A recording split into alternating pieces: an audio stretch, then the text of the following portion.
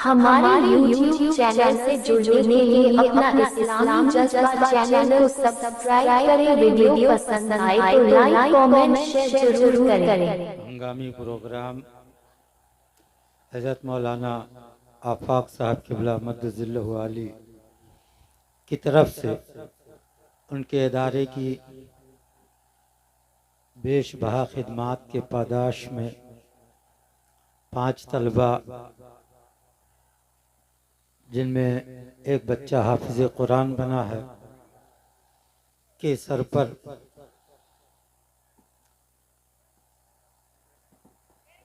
दस्तारे इल्म, दस्तारे मोहब्बत सजाकर थोड़ी देर ये मिलाद शरीफ का प्रोग्राम रचाया गया है।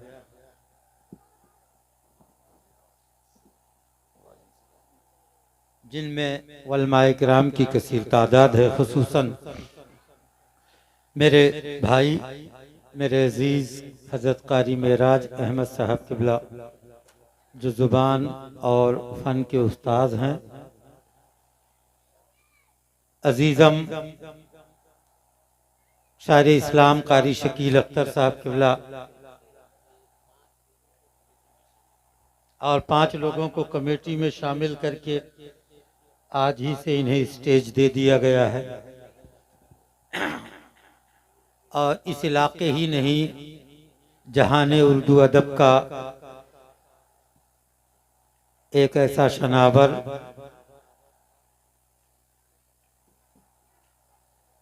जो उर्दू दां भी है, कलम साज भी है, मजमून साज भी है, शायर भी है, शायर गर भी है, जो उम्र रसीदा होने के साथ साथ तजर्बात में, ख्यालात में, उर्दू अदब की बेशबहा खिदमात में नुमाया मकाम रखता है।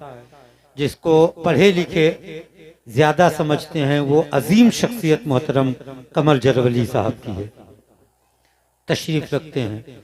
उनके शाना बशाना जलसे और मुशायरों के ज़ख़ीरा हाफिज़े अशारे कसीरा मोहतरम आलम फारूकी साहब और हमारे तमाम उलमा और शोरा हजरात, जिनके नाम से मैं वाकिफ़ नहीं, तमाम हजरात तशरीफ़ रखते हैं। और कारी साहब का क्या नाम है?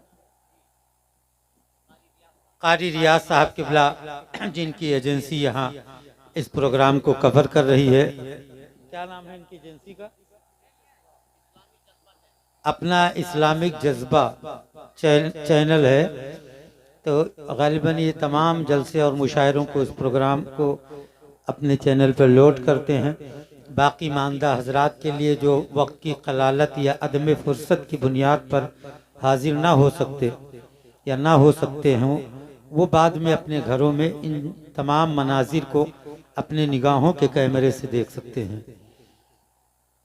हजरात, ये प्रोग्राम चूँकि दारुल-उलूम का प्रोग्राम है, बच्चों ने कुरान पढ़ा है और एक लड़का कुरान हिफ्ज़ किया है। कुरान की अफादियत, अहमियत और उसकी फजीलत को मुसलमान कम, आज मगरिबी दुनिया ज़्यादा समझ रही है। अफसोस इस बात का है कि ये वेस्टर्न कल्चर में कुरान पर इन्फसाइज हो रहे हैं, कुरान पर रिसर्च हो रहे हैं, कुरान पर बहुत बड़ा काम हो रहा है। टेक्नोलॉजी की दुनिया में, मेडिकल साइंस की दुनिया में और दीगर ज़िंदगी के हर शोबे हयात में वेस्टर्न दुनिया में देखें तो वो लोग कुरान को बतौर नमूना बनाकर रिसर्च कर रहे हैं और बड़ी कामयाबियां हासिल कर रहे हैं।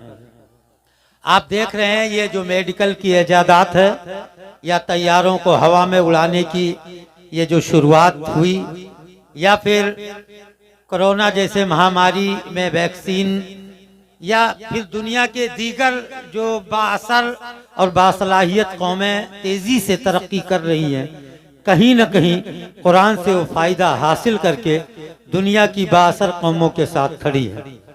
यह कुरान सिर्फ मुसलमानों के लिए नहीं, पूरी दुनिया के लिए आया था। स्पेशली मुसलमान चूँकि ज़ुबान को समझता था, तो उसे इस ज़ुबान का फ़ायदा उठाकर कुरान से इस्तिफ़ादा करना चाहिए था। लेकिन अफसोस मुसलमान कुरान को सिर्फ कुरान खाने की किताब बनाकर या कसम खाने के लिए या फिर बहुत बड़ा मसला आ जाए तो फिर कुरान को बीच में शाहिद बनाकर अपनी बात मुस्तहकम करने के लिए इस्तेमाल करता है। बहुत अफसोस की बात है। एक छोटी सी मिसाल जो इस शेष से लेकर मजमे तक सबको समझ में आएगी। ये कुरान जब तक दुनिया में नहीं आया था पूरी दुनिया में अंधेरा था। आप कहेंगे मौलाना हम नहीं मानते, तो मैं आपको बताता हूँ कुरान जब तक दुनिया में नहीं आया था किसी ने एक मोबाइल, एक मोटरसाइकिल, एक साइकिल या फिर एक फ्लाइट बनाने की हिम्मत नहीं की थी। कई हजार साल तक दुनिया में लोग आते रहे, पैदा होते रहे और वो जब तक अल्लाह ने चाहा जिंदा रहे, मर गए। ना उनकी कोई काबिल जिक्र तारीख रकम की गई और ना उनके ऐसे कारहाय नुमाया अंजाम पाए जिसे दुनिया टेक्नोलॉजी की दुनिया में बतौर आइडियल शामिल करती। आप देख रहे हैं लाखों टन हवा को लोहे में फ्लाइट की शक्ल में उड़ाया जा रहा है। आप देख रहे हैं ये मोटरसाइकिल है, आप यहाँ बैठे हैं, अभी चाहे बहराइच चले जाएं। ट्रेन है, ये आला नस्ल की कारें रोड पर दौड़ रही है। ये हाथ में आपके जो मोबाइल है, ये इजादात, ये सारी चीजें टेक्नोलॉजी आप देख रहे हैं, ये सब कुरान से रिसर्च करने के बाद दुनिया तरक्की कर रही है। अल्लाह ताला ने 7 लाख जबानों का इल्म हजरत आदम अलैहिस्सलाम को दिया था, लेकिन ये इल्म सिर्फ उनको दिया था, उनकी उम्मत को नहीं दिया था। ऐसे ही अल्लाह ताला ने 1,24,000 या 2,24,000 कमोबेश अंबियाए किराम को दुनिया में भेजा और उन्हें इल्म भी दिया, लेकिन सिर्फ स्पेशली अपने अंबिया को इल्म दिया, उनकी उम्मत को इल्म नहीं दिया। नतीजे में अंबिया तो इल्म से फायदा हासिल करते रहे, उम्मत इल्म का फायदा नहीं उठा सकी। यही वजह है कि नूह अलैहिस्सलाम ने तो कश्ती बना ली और उनके जो साथ में थे, उनके सपोर्टर्स थे, कश्ती में बैठ गए, वो तो बच गए, लेकिन ये इल्म नूह अलैहिस्सलाम से डाइवर्ट होकर, ट्रांसफर होकर उनकी उम्मत तक नहीं पहुंचा, इसलिए उनकी उम्मत डूब गई और नूह अलैहिस्सलाम सेफ रहे। इल्म सिर्फ नूह अलैहिस्सलाम तक था और ये इल्म उनकी जनता तक नहीं पहुंचा था। आप देखते हैं दाऊद अलैहिस्सलाम हाई फाई टेक्नोलॉजी के मालिक, आज भट्टी लगाई जाती है, आग सुलगाई जाती है, तब जाकर के लोहे को गर्म करके कभी एंगल बनाया जाता है, कभी फ्रेम बनाया जाता है।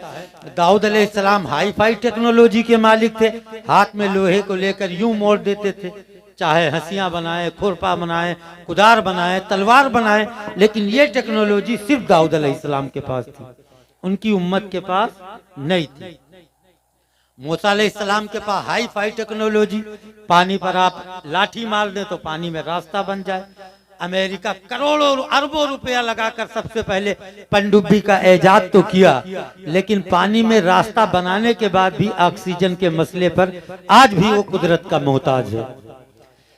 अलगर्ज ये कि जब तक दुनिया में कुरान नहीं आया था दुनिया अंधेरे में थी, लेकिन जैसे ही दुनिया में कुरान आया, कुरान ने दुनिया को रोशनी बख्श दिया।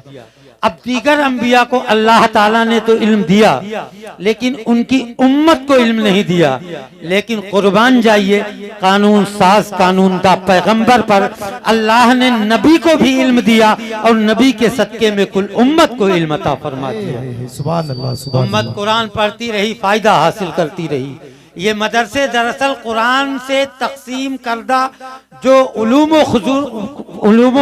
फनून का खजाना है, तलबा के जरिए उम्मत में बांट रहे हैं। इन मदरसों को मजबूत करना चाहिए।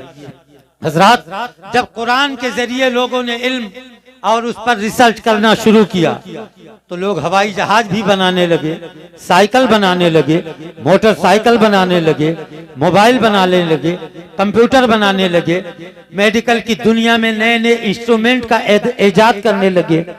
आप कहेंगे कि ये कुरान से कैसे ये सारी रिसर्चें हो रही है, कुरान की इजाजत नहीं हो सकती है। तो आपको मैं एक मिसाल देकर आगे गुजर जाऊंगा। मेडिकल साइंस ने ऑस्ट्रेलिया के अंदर तब घुटने टेके जब कुरान का एक हसास मसला, वजू का मसला उनके सामने आया। 11 यहूदी डॉक्टर, एक मुसलमान डॉक्टर, डॉक्टर का नाम डॉक्टर अब्दुल रहमान, बाकी 11 यहूदी डॉक्टर जो नॉन मुस्लिम है, ना उन्हें कुरान से वास्ता है ना इस्लाम से मोहब्बत है। उन्होंने अज़राहे मजाक में उन्होंने कहा इस्लाम में जो वजू का कंसेप्ट है ये कदरे मस्खरा फन को दावत देता है। चेहरा यूं वाश बेसिन में धो सकते हैं, लेकिन इस्लाम ऐसे चुल्लू में पानी भरकर उल्टा नाक में पानी चढ़ाने पर क्यों मजबूर करता है। उसने मजाक में कहा 11 डॉक्टरों ने। डॉक्टर अब्दुल रहमान ने कहा इस्लाम में जितनी बातें हैं मसलिहत से खाली नहीं है, फायदे से खाली नहीं है, लिहाजा आपको ये बातें समझ में आ जाएगी। उन्होंने फोन किया जामिया अजहर के मुफ्ती आजम को, उन्होंने कहा शाम को इस मसले का मुकम्मल जवाब दे दिया जाएगा। तब तक आपको इंशाल्लाह जवाब मिल जाएगा, क्योंकि आप मेडिकल हॉस्पिटल में हैं, वहां कोई ना कोई जवाब आपको कुदरती तौर पर मिल जाएगा। अब शाम हो रही थी, इतने में मेंटली चैलेंज्ड एक पेशेंट आया जिसे अपनी जुबान में आप पागल कहते हैं। वो दिमागी मरीज जब आया तो उसके दिमाग का ऑपरेशन किया गया। 11 डॉक्टरों की टीम के साथ 12वें डॉक्टर अब्दुल रहमान भी ऑपरेशन टीम में शामिल थे। दिमाग की हड्डी खोली गई, भेजा निकाला गया तो देखा कि दिमाग पर एक जिंदा कीड़ा तैर रहा था, रेंग रहा था, जिसकी वजह से पूरा निजामे दिमाग को वो डिस्टर्ब कर रहा था। इस वजह से वो इंसान पागल था और दर्द में मुब्तला था। कीड़े को पकड़कर पानी में डाला गया और डॉक्टरों ने देखा कि जैसे ही कीड़े को पानी में रखा गया, कीड़ा फौरन ही दम तोड़ दिया। डॉक्टर अब्दुल रहमान समझ गए, उन्हें जवाब उनके 11 डॉक्टरों से के सवाल का जवाब मिल गया। उन्होंने ठहर कर कहा डॉक्टरों आप देख लो, ये शख्स जिसके दिमाग में जिंदा कीड़ा रेंग रहा था ये इसी वजह से पागल था। अब जैसे ही इस कीड़े को दिमाग से निकालकर पानी में डाला गया, ये कीड़ा फौरन मर गया। इससे साफ जाहिर होता है ये मेंटली डिस्टर्ब अगर मुसलमान होता, 5 टाइम वजू करता, नाक के जरिए दिमाग तक पानी चढ़ाता तो कतई तौर पर पागल नहीं हो सकता था। इस्लाम पागल होने के लिए नहीं, पागलपन से बचाने के लिए आया है और पूरी दुनिया को रहमत की दावत देने। सुभान अल्लाह माशाअल्लाह, जिंदाबाद जिंदाबाद। पता चला जितनी तरक्की और जितनी तेजी के साथ दुनिया कुरान पढ़ेगी, दुनिया में भी फायदा हासिल करेगी और मैदान महशर में भी फायदा हासिल करेगी। अफसोस कि हम कुरान पढ़ते नहीं हैं, सिर्फ कुरान खानी वाले दिन कुरान पढ़ते हैं। और उससे ज्यादा अफसोस ये कि जो कुरान पढ़ने वाले तलबा हैं या कुरान पढ़ाने वाले इदारे हैं, हम दिल से उनका सपोर्ट नहीं करते हैं। करना चाहिए और दिल खोल कर करना चाहिए, ये वक्त की जरूरत है। अब जबकि दुनिया कुरान के पीछे हाथ धोकर पड़ी है तो तुम्हें वजू बनाकर कुरान जरूर पढ़ना चाहिए। आज जब जनाजे उठते हैं, मैयत होती है, तब हमें ये मदरसे याद आते हैं। मौलाना आफाक के मदरसे में जाइए, जो भी खत्म शरीफ पारे शरीफ मिले लेके आइए, तीसरे दिन कुरान खानी हो जाए किसी तरह। तलबा को बुला लीजिए, कुरान खानी कर दें। कुरान की जरूरत आपको मरने के बाद पड़ती है, जिंदगी में कुरान की जरूरत आप महसूस नहीं करते हैं। जिंदगी में भी कुरान की जरूरत महसूस करें ताकि आपका मरना भी आसान हो जाए। कमर जरवली साहब से पूछिए तो ये बताएंगे कि जब रूह नहीं निकलती है तो दौड़े दौड़े घूमते हैं कि लाइए मौलवी को यासीन शरीफ पढ़कर दम कर दे ताकि रूह निकल जाए। ये कुरान जिंदगी देने के लिए आया था, इसे मौत के लिए मुसलमान इस्तेमाल कर रहा है। अफसोस है, ये कुरान तुम्हें जिंदगी जीना सिखा रहा है, जिंदगी देने के लिए आया था, आपने इसे मौत के लिए इस्तेमाल किया। ये कुरान अलहम्दु के अलिफ से लेकर वन्नास की सीन तक एक एक लफ्ज आपकी जिंदगी के हर शोबे हयात में आपका बेहतरीन आइडियल है, बेहतरीन रहनुमा है। इस कुरान को आप जिंदगी के हर शोबे हयात में अपना मार्गदर्शक बना लीजिए। आपकी दुनिया भी खूबसूरत हो जाएगी, आखिरत भी खूबसूरत हो जाएगी। जब इस मदरसे की बुनियाद पड़ना थी उस वक्त मुझे दावत दी गई। मौलाना आफाक साहब की दावत में मैं इस जगह पर आया, तब यहाँ कुछ पेड़ लगे हुए थे, आम के पेड़ लगे थे। अब मौलाना साहब ने कहा हमें यहाँ एक दीनी किला कायम करना है, मदरसा बनाना है। बहुत ज्यादा मजमा नहीं था, बहुत ज्यादा भीड़ नहीं थी। मौलाना साहब के आग्रह पर मैंने कौम से गुजारिश की कि इस दीनी किला के लिए आप लोग मदद करें। चंद लोग बैठे थे, तकरीबन 1.5-2 लाख रुपया, 2 लाख रुपया उसी वक्त कौम ने दिल खोल करके मदरसे के लिए पेश किया और बुनियाद रखी गई। आज जब मैं फिर आया हूँ तो बाज़ाब्ता यहाँ मदरसे में तालीम का सिलसिला जारी है। एक बच्चा हाफिज कुरान बन गया है और दीगर तलबा कुरान शुरू कर चुके हैं। बहुत बड़ी बात है।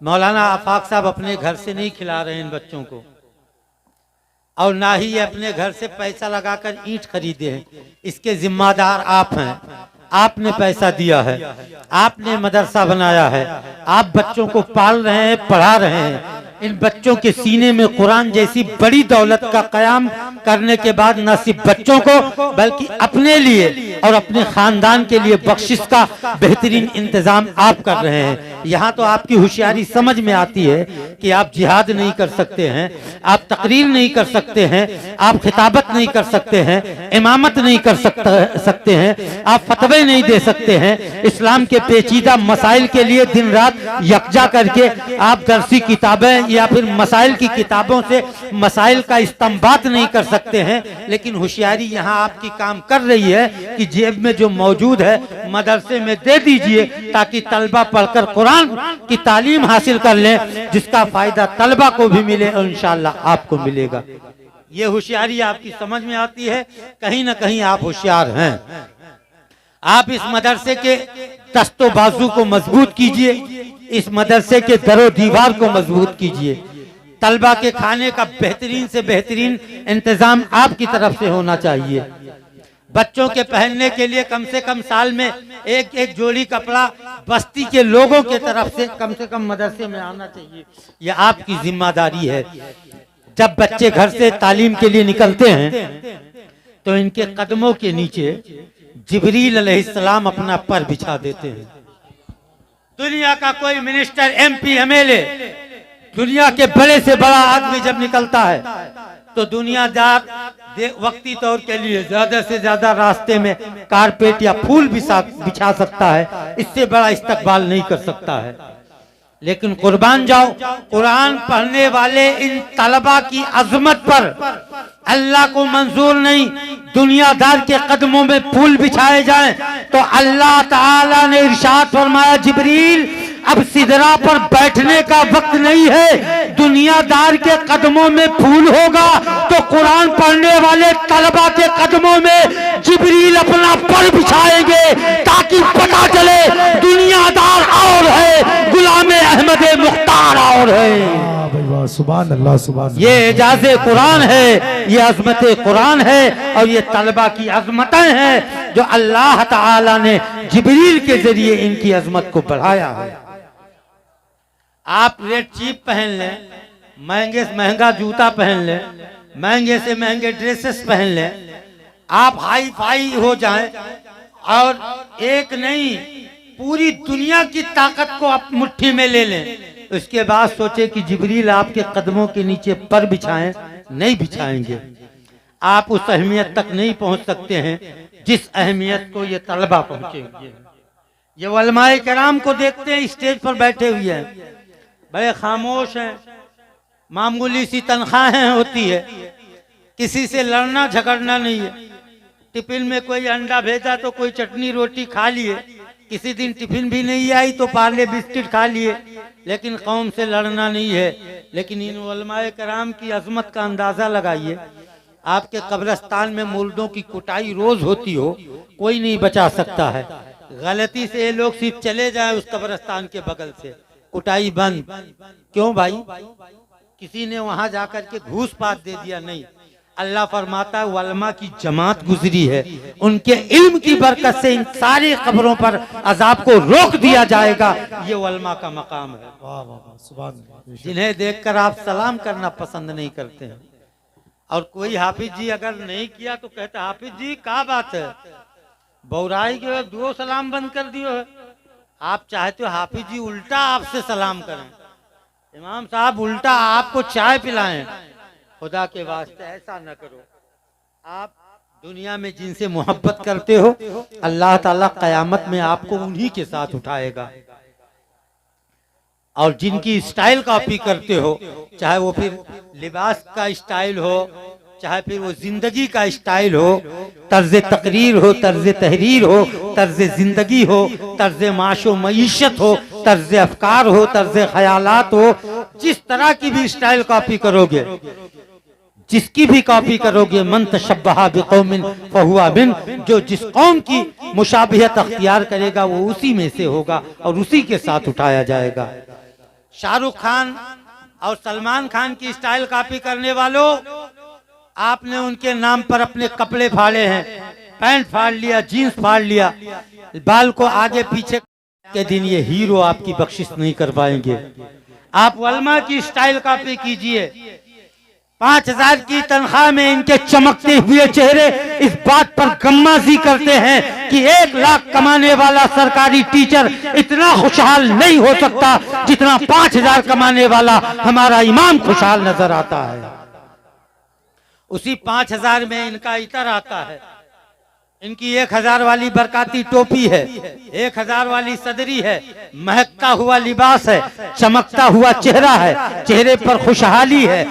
कभी गम के आसार इनके चेहरे पर नहीं देखेंगे तो पता चला ये 5000 की बरकत नहीं है, बल्कि सीनों में जो कुरान मुस्कुरा रहा है उस कुरान के अजमत की बरकत है, जो उलमा के चेहरों पर खुशहाली के खुतबे पढ़ते नजर आ रहे हैं। बेशक बेशक। आप इन हीरो के पीछे न पड़ें। बर्बाद करके इन्होंने रख दिया आपको, आपके माशरे को, आपके घर को, आपकी बहू बेटियों को, आपके बच्चों को। अगर यकीन न हो तो अपने बच्चे से 5 कलमा सुनो, नहीं सुना सकता, लेकिन 5 गालियां याद है, 5 हीरो के नाम है, 5-10 क्रिकेटर के नाम उसे जुबानी याद है। अपनी बहू बेटियों से पूछो, 10-15 सूरतें याद है, नहीं याद है, दर्जनों गाने उन्हें याद हैं। इन फिल्मी दुनिया वालों ने आपको, आपके घर को बर्बाद करके रख दिया और आपको इस बात का अंदाजा नहीं है। और इस बर्बादी से बचाने के लिए ये मदरसे आपके दरवाजे पर दस्तक दे रहे हैं। बर्बादी से बाहर निकलकर आबादी की तरफ आ जाओ, जहमत से निकलकर रहमत के दरवाजे पर चले आओ। मौलाना आफाक का मदरसा दोनों बाहें खोलकर आपका, आपके बच्चों का इंतजार कर रहा है, इस्तकबाल कर रहा है। दिल खोलकर अपने बच्चे को भेजिए, अपने बच्चे को कुरान पढ़ाइए और अपने लिए, अपने नस्लों के बख्शिश के लिए आप बख्शिश का इंतजाम कीजिए। वमा अलैना इल्लल बलाग। अस्सलामु अलैकुम, खुदा हाफिज।